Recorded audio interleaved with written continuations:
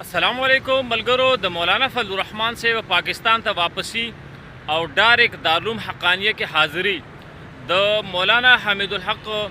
शहीद रहमतुल्लाह अलैह ज़ुई द हग बचे द हग ईमान द हग गैरत तमक सलाम पेश को हग मौलाना फजलुर रहमान से मुबारक हाग खबरें वकड़ी च खल्को दा उम्मीद नु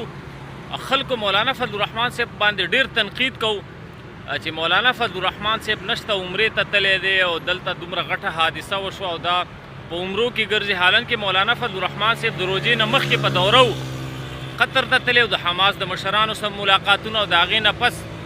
بیا مکې مکرمې ته تللی او رابطه عالم اسلام د هغوی په دعوت باندې د هغوی غټ کانفرنس و په هغې کې شرکت او بیا په دې موقع باندې مدینه منورې ته هم تللی او بیا یې عمره هم ادا کړله خو په کار دا وه کم خلق چې د دې ذمہ دار دي کم حکمرانان چې د دې واقعیا د دې حادثې ذمہ دار دي د پځې د دې چې په هغوی باندې تنقید شوی وي نو دا رزیلان دا بې غیرته دوی ته موقع میلاو شي او مولانا فضل الرحمن صاحب باندې تنقید شروع کی مولانا فضل الرحمن صاحب په دوره تللی و هغه ته څه پته وه چې داسې حادثه به راځي نو په کار دا وه چې په دغه حکمرانانو تاسو تنقید کړی وی کم چې د دې ذمہ دار دی مولانا فضل الرحمن صاحب سو حکمران خو نه دی مولانا فضل الرحمن صاحب همیشه د امت مسلمه د سرپرستی کردار ادا کړی دی د امت مسلمه د پاره بالخصوص د مظلوم مسلمانانو د پاره د مور او د پلار کردار ادا کړی دی نن د مولانا حامد الحق شهید رحمت الله علیه بچی هم بالکل په واضح الفاظو کې اعلان وکړ چې مولانا فضل الرحمن صاحب زمونږ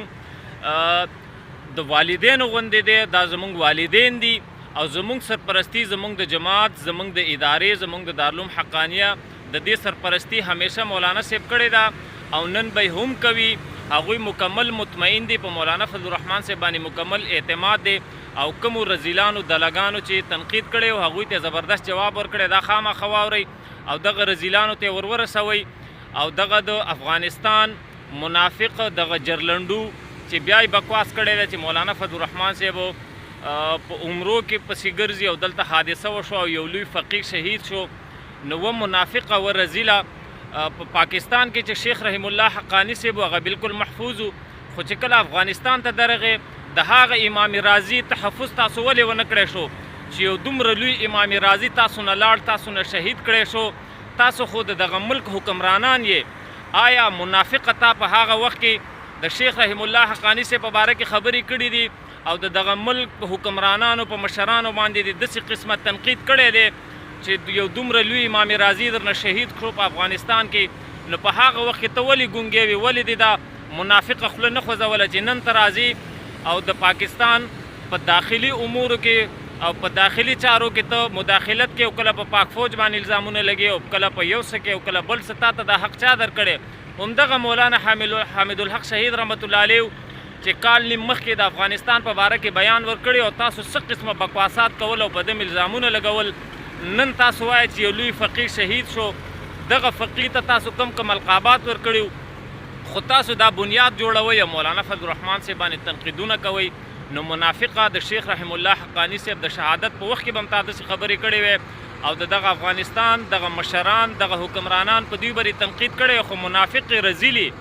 ملګرو د مولانا حامد الحق رحمت الله علیه د بچی دا گفتگو واورئ او دغه خلکو ته ورشیر کوي چې د دغه منافقانو رزیلانو د دوی دا زړه ټک پوچوي راځئ دی ویډیو طرف ته ځو हम पे जो जुल्म हुआ आप हमें तसल्ली देने के लिए यहाँ तशरीफ लाए हजरत मौलाना फजलुर रहमान साहब हम इंशाअल्लाह हजरत मौलाना समीउल हक शहीद हजरत मौलाना हामिदुल हक शहीद और आप जैसे अकाबिरीन का मिशन नहीं छोड़ेंगे हम इंशाअल्लाह आपसे सरपरस्ती की तवक्को रखते हैं और आप करेंगे हमारे वालिदैन चले गए लेकिन आप अब हमारे वालिदैन हैं हम इंशाअल्लाह दारुल हक्कानिया और हमारी जुमात इसकी सरपरस्ती इंशाअल्लाह आप फरमाएंगे हमारे खानवादे की सरपरस्ती आप फरमाएंगे इंशाअल्लाह आप सबका बहुत शुक्रिया।